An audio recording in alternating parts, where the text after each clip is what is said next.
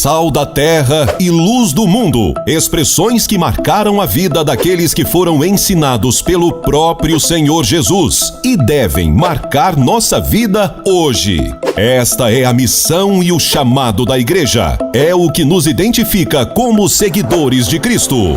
No segundo trimestre, nas lições bíblicas de adultos da CPAD, aprenda detalhadamente sobre os valores do Reino de Deus, a relevância do Sermão do Monte para a Igreja de Cristo, comentada pelo pastor e escritor Osiel Gomes. Os princípios da Palavra de Deus são diretamente opostos à realidade deste mundo e não podemos nos conformar com o modelo mundano, mas seguir a verdade transformadora da Palavra de Deus que Jesus ensinou. As batalhas de nosso tempo devem ser combatidas com armas espirituais. Não devemos temer as circunstâncias, mas crer no poder daquele que criou todas as coisas. No Sermão do Monte, Cristo nos revela acerca do favor de Deus e nos mostra que somos uma nova criatura, filhos amados do Pai.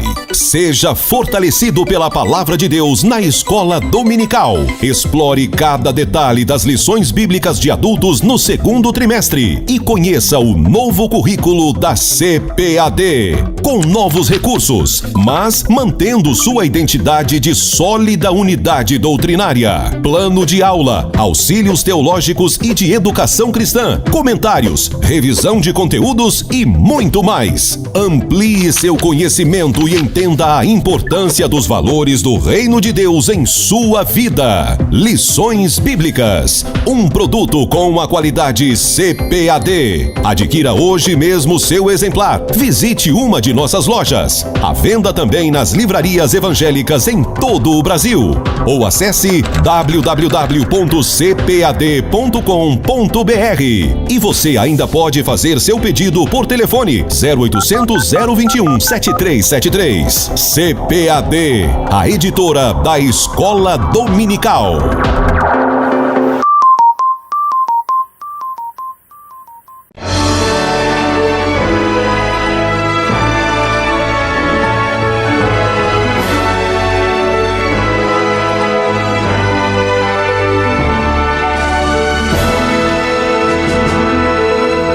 Subsídios.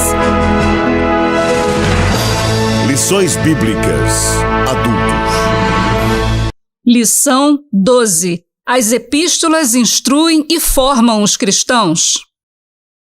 A paz do Senhor, meus irmãos, a paz do Senhor, minhas irmãs. Estamos agora nos aproximando do final do trimestre. Esta é a penúltima lição. Lição de número 12, com o título As epístolas instruem e formam os cristãos. Outra vez, a título de subsídios, informamos que o termo grego epístole, traduzido em português por epístola, indica uma comunicação escrita, uma carta ou uma missiva de natureza formal.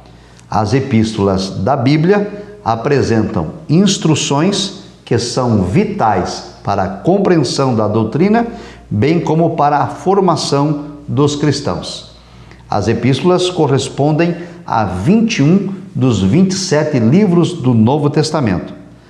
13 dessas epístolas são escritas por Paulo e por isso designadas de epístolas paulinas, e 8 delas são cartas gerais, denominadas de epístolas gerais ou epístolas universais.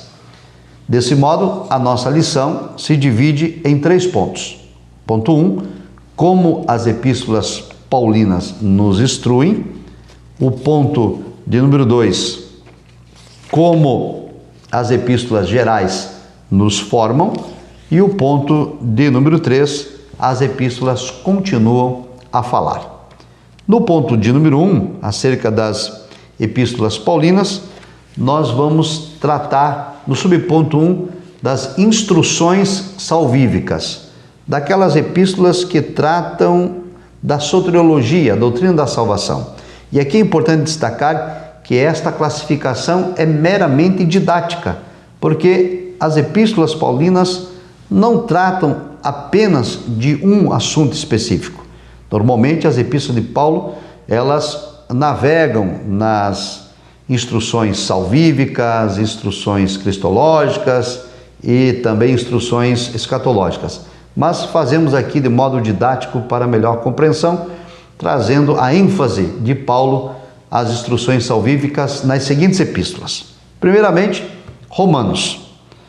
Em Romanos, destaca-se o texto de Romanos 1,17.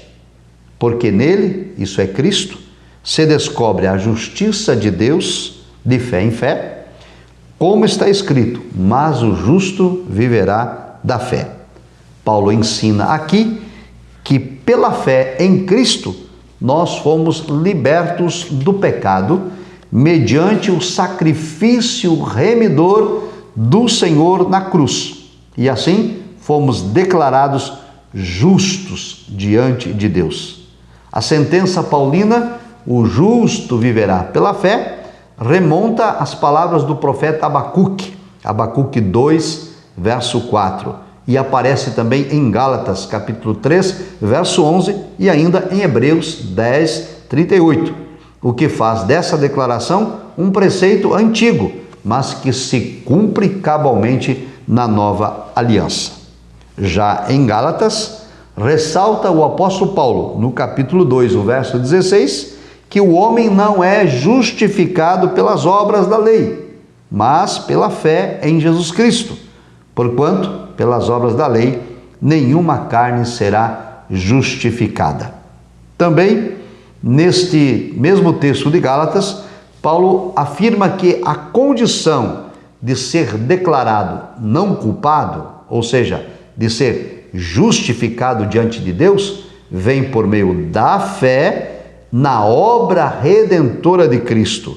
O apóstolo reitera aqui em Gálatas que somente a fé em Cristo nos liberta do jugo da lei, conforme Gálatas 5:1. Em 1 Coríntios, Paulo sublinha que a mensagem que ele anuncia é a mensagem do Cristo crucificado. 1 Coríntios 1:23. Paulo informa que os judeus buscavam sinais e os gregos buscavam sabedoria. 1 Coríntios 1:22. Portanto, a mensagem da salvação por meio da cruz em Cristo era escândalo para os judeus, que buscavam um sinal, e loucura para os gregos, que buscavam sabedoria. Não obstante, para nós que somos salvos, a mensagem da cruz é o poder de Deus. Em 2 Coríntios, Paulo frisa um ministério da reconciliação. 2 Coríntios 5:18. Por causa do pecado, nos ensina Paulo, nós, os seres humanos, vivíamos em inimizade contra Deus. No entanto, Deus estava disposto a perdoar os nossos pecados e as nossas ofensas, e para isso enviou um mediador, Cristo Jesus, que levou os nossos pecados na cruz e nos reconciliou com Deus. Assim, de modo bem amplo, estas epístolas enfatizam a doutrina da salvação, trazem instruções salvíficas, como a doutrina da justificação, da qual nós somos considerados inocentes ou absolvidos da culpa por conta do sacrifício de Cristo por nós na cruz. E esta ênfase está nas epístolas aos Romanos, também aos Gálatas, 1 Coríntios e 2 Coríntios. Como disse, essa é uma divisão meramente didática. Vamos ao subponto 2 com as instruções a respeito de Cristo, ou instruções cristológicas. Nesse enfoque, o destaque é para a obra e pessoa de Cristo Jesus. Começamos tratando de Efésios. Em Efésios se observa dois polos que orbitam entre si, Cristo e a igreja. Ambos são representados pela imagem simétrica de Cristo, a cabeça, e a igreja, o corpo. Isto está em Efésios 1:22, Efésios 4:15 e Efésios 5:23.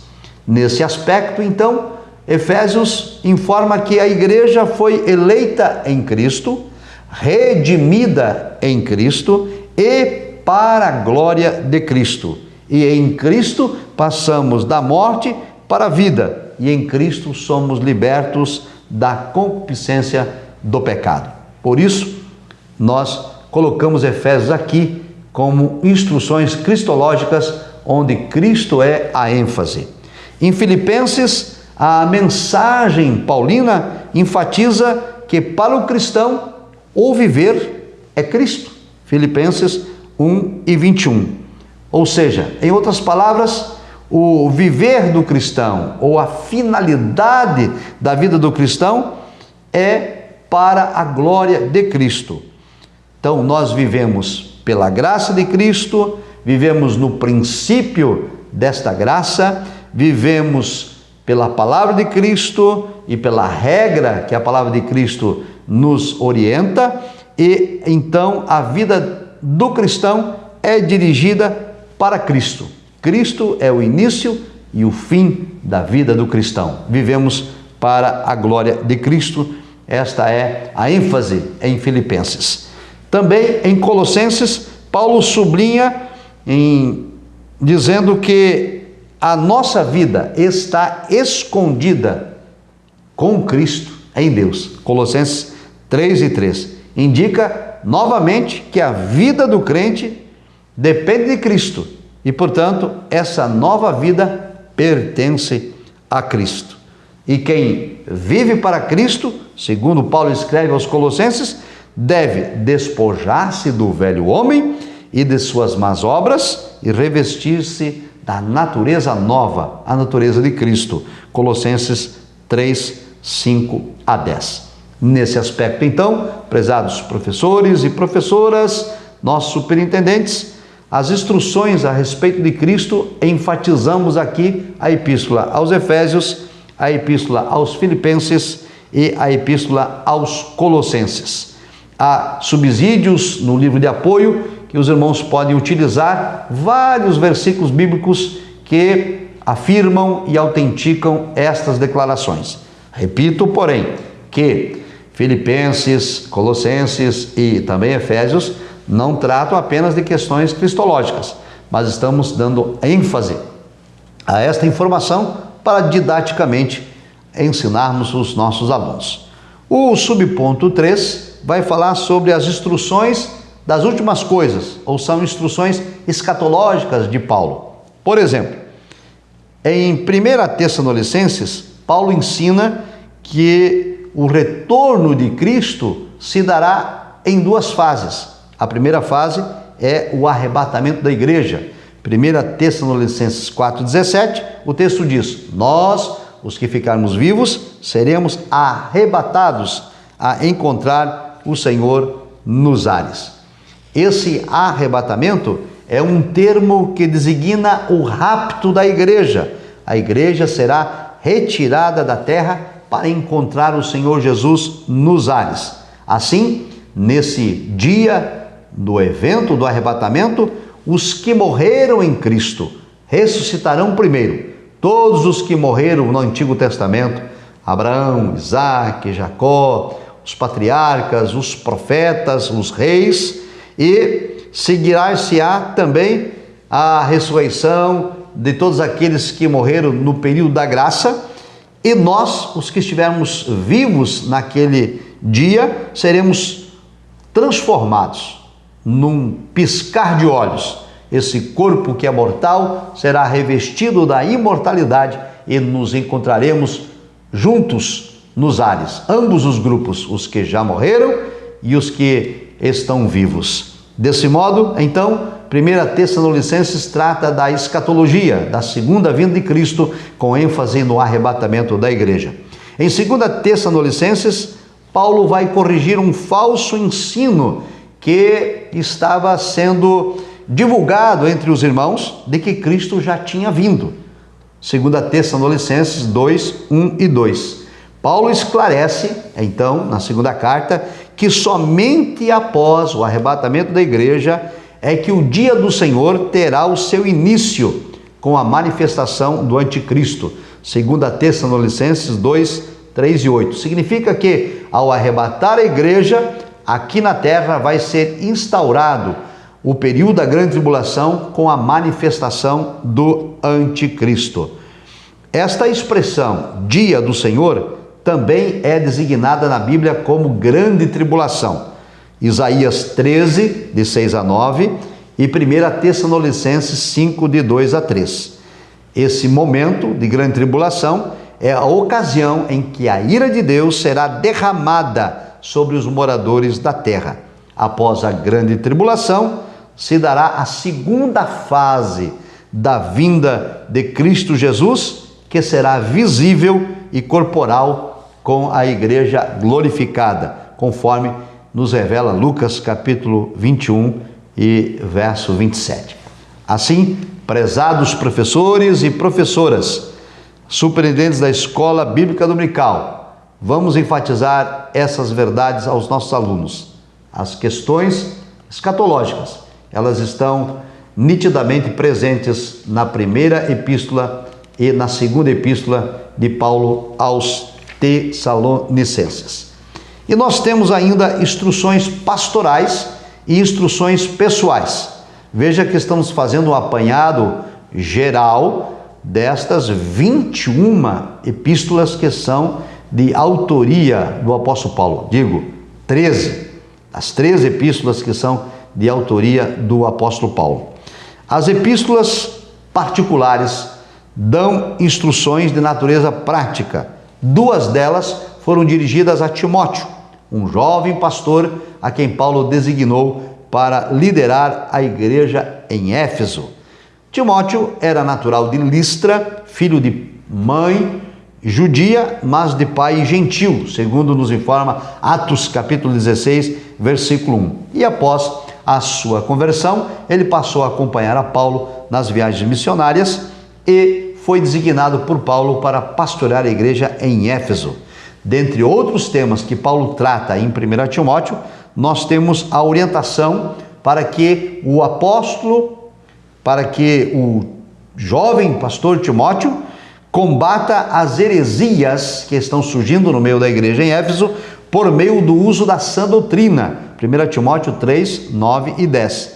Timóteo deveria coibir o ensino de outra doutrina que minava a fé da igreja, esmerando-se em ensinar a ortodoxia, ou seja, ensinar a doutrina correta. E para tanto, Timóteo precisava combater as inovações que surgiam, como por exemplo, fábulas e genealogias intermináveis, conforme 1 Timóteo 1 e 4.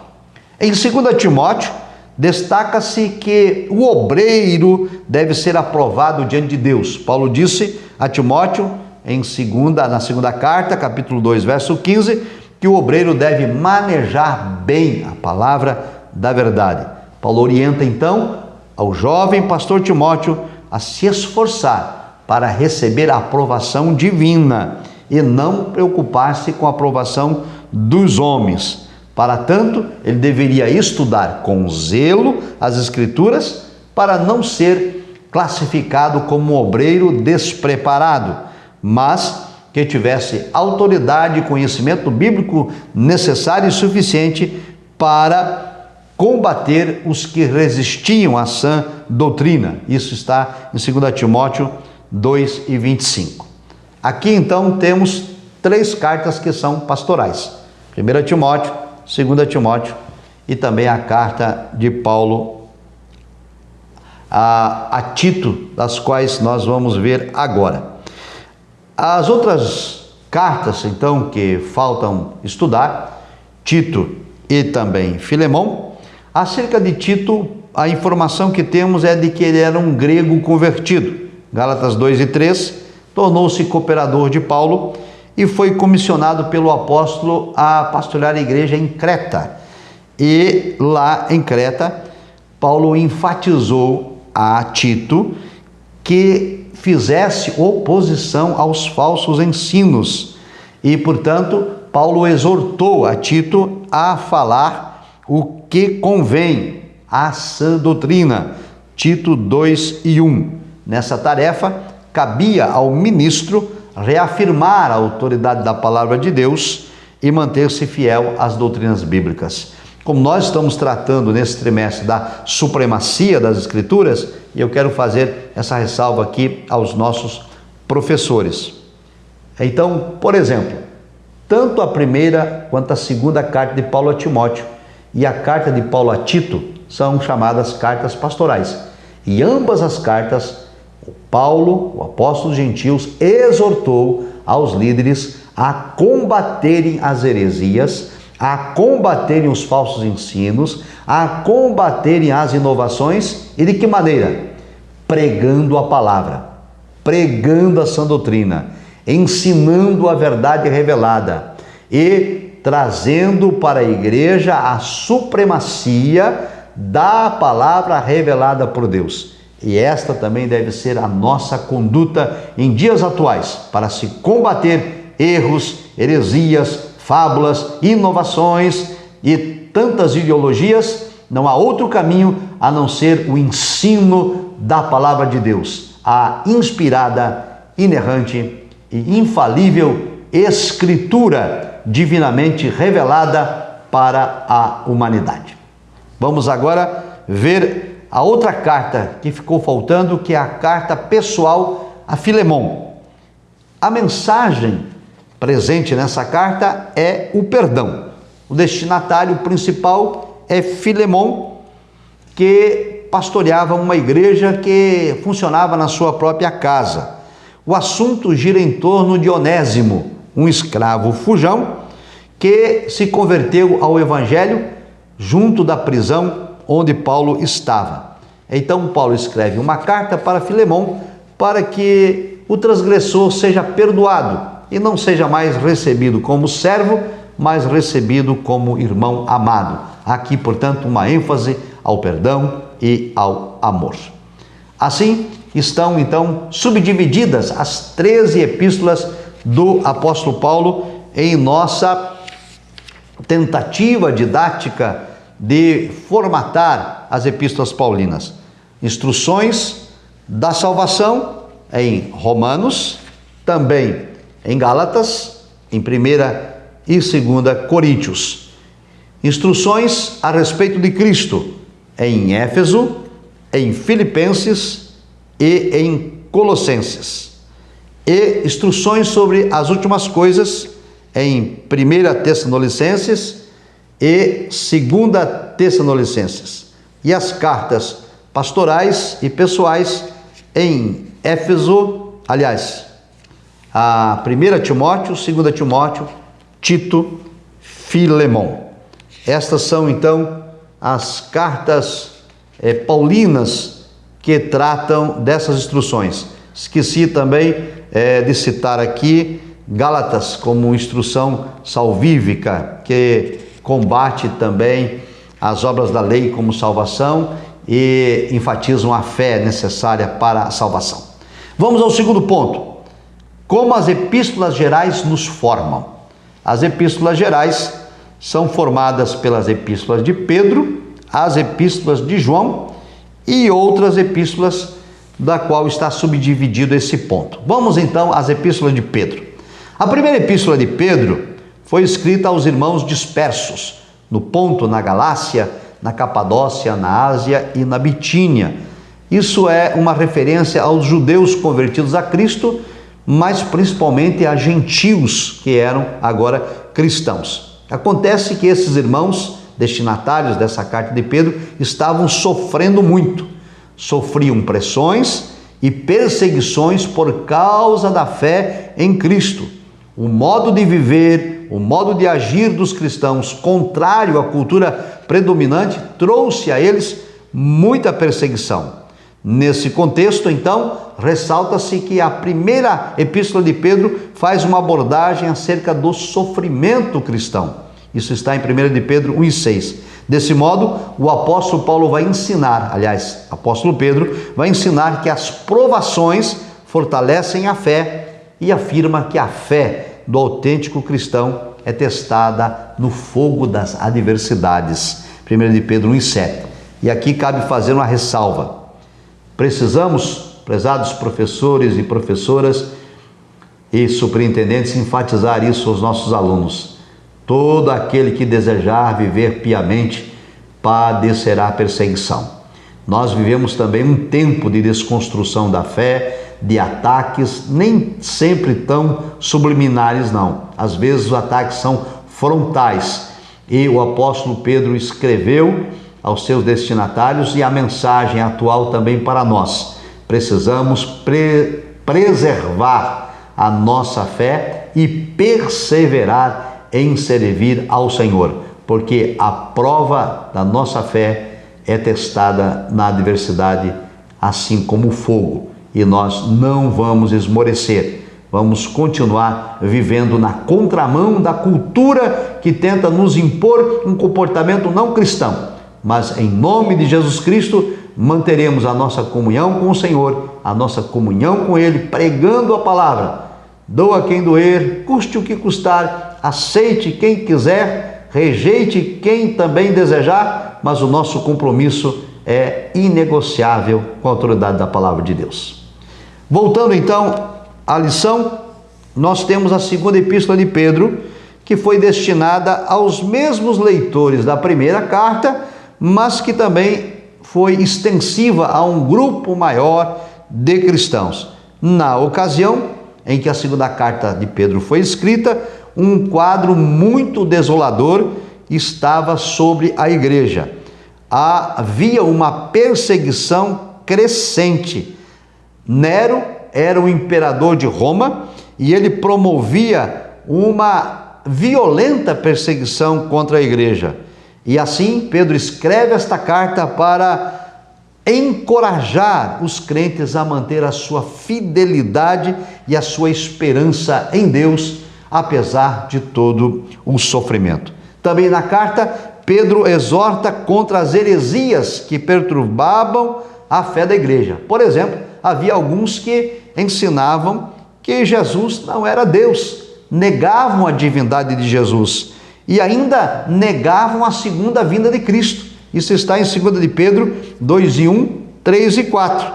Pedro, então, exorta a igreja a continuar firme na fé recebida e a tomarem cuidado e terem discernimento para não serem enganados. Até o dia de hoje, Satanás continua a trabalhar, tentando desconstruir a nossa fé e a nossa esperança do retorno de Cristo e da divindade do nosso Messias. Mas nós vamos perseverar firmes na palavra e na autoridade daquilo que nos foi revelado por Deus nas suas santas escrituras. Nós temos também as epístolas de João, que são também epístolas gerais. A primeira epístola de João adverte sobre um falso ensino que negava a encarnação de Jesus e também uma heresia gnóstica que estava presente no seio da igreja. Os hereges ensinavam que Cristo só tinha aparência de ser humano, e essa heresia é chamada de docetismo, porque vem do grego dokel, que quer dizer aparente, né? Em português é docel, que quer dizer aparente. Então aí vem a heresia docetismo, que ensinavam que Jesus não veio em carne. Já o gnosticismo ensinava que a salvação era uma experiência de revelação esotérica, ou seja, era um conhecimento especial revelado somente para um grupo seleto de pessoas, era um conhecimento secreto chamado de gnoses.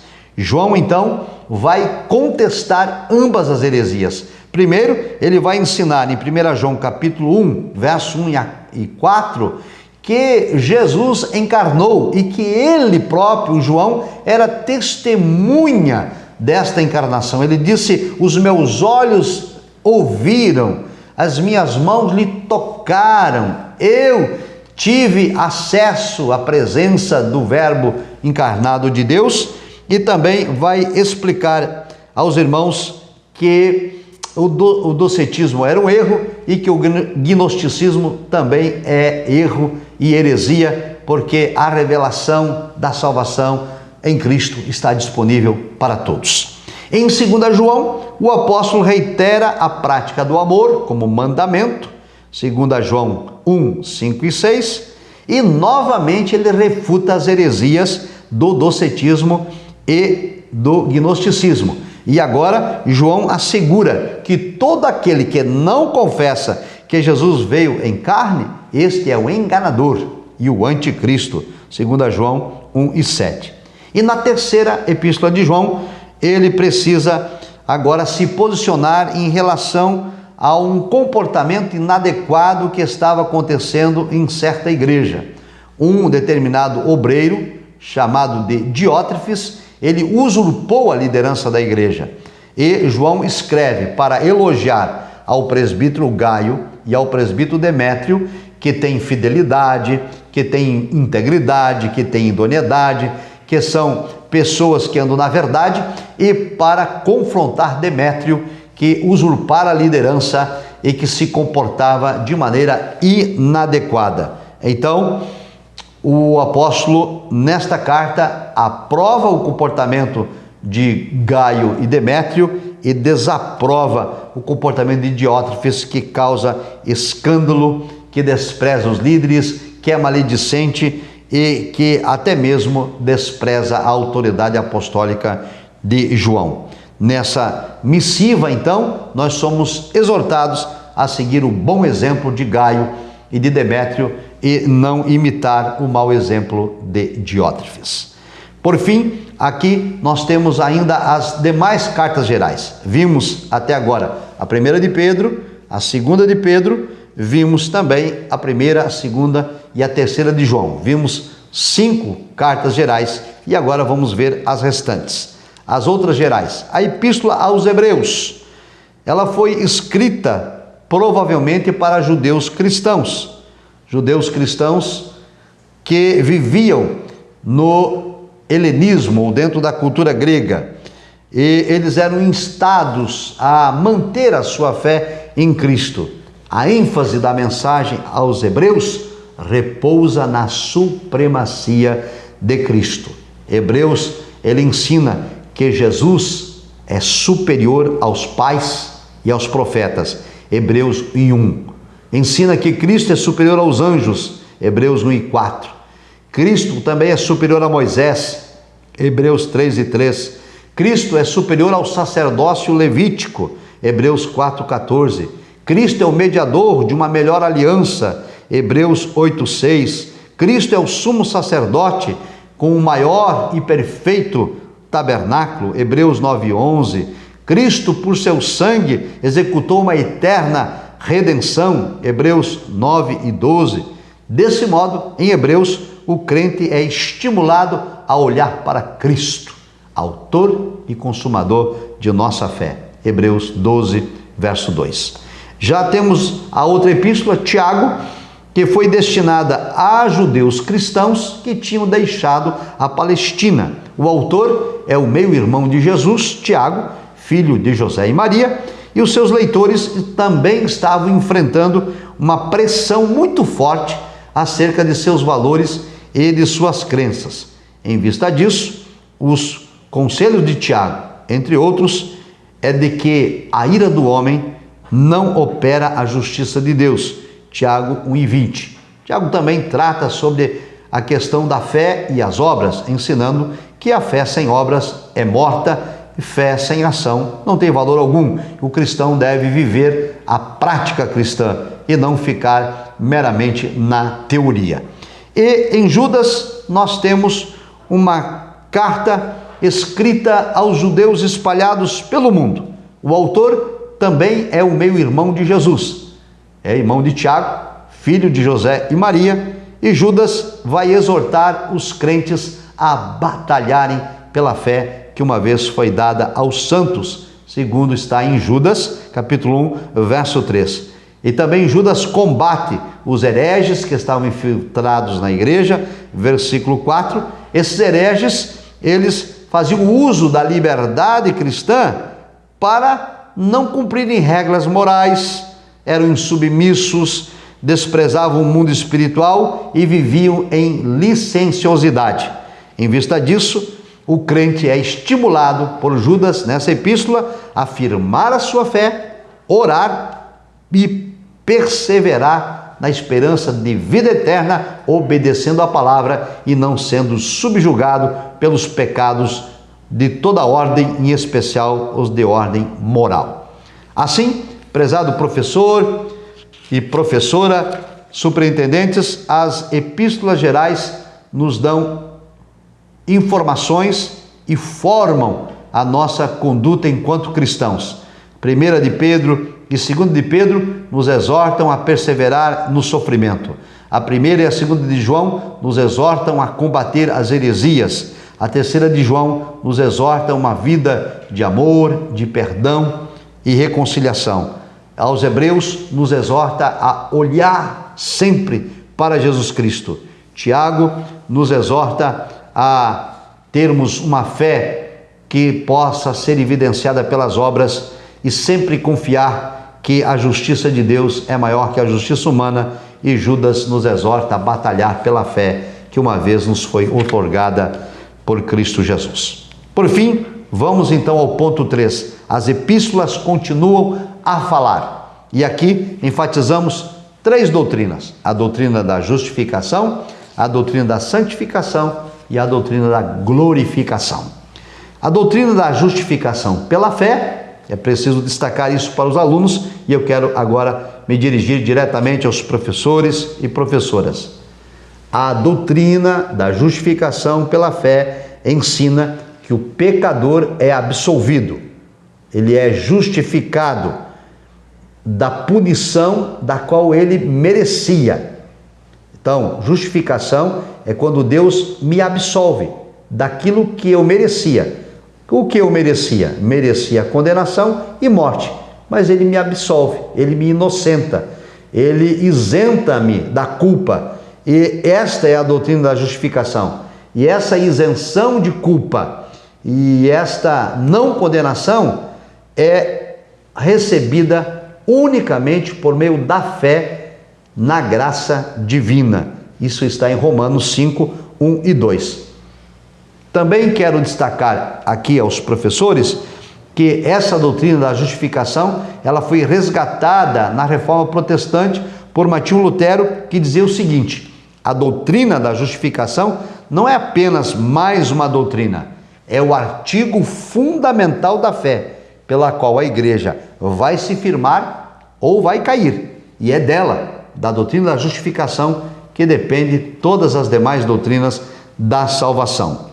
Assim, a nossa declaração de fé das Assembleias de Deus também explica que a justificação é um ato da graça de Deus, o supremo juiz, pelo qual a justiça de Cristo é imputada a todo aquele que crê em Jesus, sendo assim declarado justo, segundo está em Romanos 3, 24 e 28. Portanto, a doutrina da justificação é importante deixar claro para os nossos alunos. Eu e você, cada um de nós, estávamos condenados à morte eterna. Éramos culpados de ofensas e falhas. Não havia como pagar, não havia como nós escaparmos disso. Mas Cristo Jesus nos justifica. A doutrina da justificação ensina que por meio da fé em Cristo, por meio do sacrifício de Cristo da cruz, por obra e graça divina, nós somos absolvidos do nosso pecado e isentos de nossa culpa, e assim deixamos de ser condenados. Vamos ao subponto 2, a doutrina da justificação. Santificação. Vamos à doutrina da santificação. Santificação é uma expressão retirada do hebraico kadosh e do grego agios. Ambos significa ser santo ou ser puro, ser separado para Deus. Nesse aspecto, a doutrina da santificação implica em uma vida separada, uma vida afastada do pecado e dedicada exclusivamente para Deus. A Bíblia Sagrada ensina que Deus é santo e que, portanto, nós devemos ser santos, porque aquele que nos chamou é santo e assim nós também devemos ser santos em toda a nossa maneira de viver. A nossa declaração de fé das Assembleias de Deus do Brasil ensina que o crente, uma vez salvo e justificado, ele passa agora de imediato ao processo de santificação, pois assim requer a sua nova natureza em Cristo, conforme Romanos 6:22, 1 Tessalonicenses 4:3. E esse processo de santificação, ele é contínuo. Ele começa lá na regeneração, quando eu aceito a Cristo como Salvador e recebo o Espírito Santo, sou justificado, absolvido das minhas culpas e da condenação eterna, e a partir daí eu passo a ter uma vida nova, uma vida transformada, e começo agora a me afastar cada vez mais do pecado e me aproximar cada vez mais de Deus. Por fim, nós temos a doutrina da glorificação. A Escritura diz, em Romanos 8:17, se é certo que com ele padecemos, isto é, Cristo, também para com ele sejamos glorificados. Isso significa dizer que nós iremos gozar de uma herança futura, vamos desfrutar de um relacionamento íntimo com Cristo por toda a eternidade. Mas para tal é preciso desfrutar dessa comunhão aqui e agora por meio da regeneração e da santificação. Mas nós temos uma promessa de Cristo de que um dia nós também seremos com ele glorificados. Isso significa dizer que o cristão, justificado pela fé, santificado pelo Espírito Santo, ao sofrer qualquer adversidade, sofrimento, perseguição ou angústia por causa do nome de Cristo, suportar injustiça por causa da sua crença nos valores revelados na palavra de Deus, está hoje experimentando o sofrimento de Cristo para poder, no dia de amanhã, compartilhar da sua glória na eternidade. É isso que disse Romanos 8:17. Se padecemos com Cristo, também com ele seremos glorificados. Desse modo, a doutrina da glorificação é a última etapa da nossa salvação e de nossa vida cristã. E o que é a glorificação? Trata-se de uma promessa de futura transformação de nosso corpo mortal em corpo glorioso. E isso se dará por ocasião da vinda do Senhor Jesus. Esse novo corpo, ele será eterno, imortal e imperecível. Como disse o apóstolo Paulo, é necessário que o que é corruptível se revista da incorruptibilidade e o que é mortal se revista da imortalidade. Isso vai acontecer naquele grande e derradeiro dia, quando Cristo Jesus vier buscar o seu povo por meio do arrebatamento da igreja. Estas verdades das epístolas que nos instruem e nos formam precisam ser ensinadas à igreja do Senhor Jesus, aguardando a vinda do nosso Salvador para um dia nos levar e estar com ele por toda a eternidade. Deus vos abençoe. A paz do Senhor.